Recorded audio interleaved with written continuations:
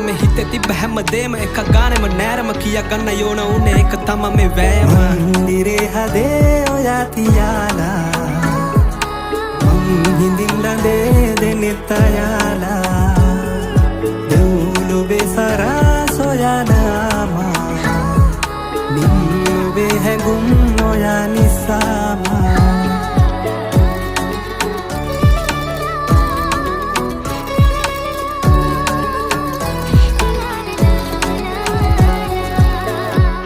දුර පාවියා නම්මාගෙන් හිත පැරියාවී දැන් මල්වාරේ ආයේ ආදෙන් මෙහිනේගේම දැන්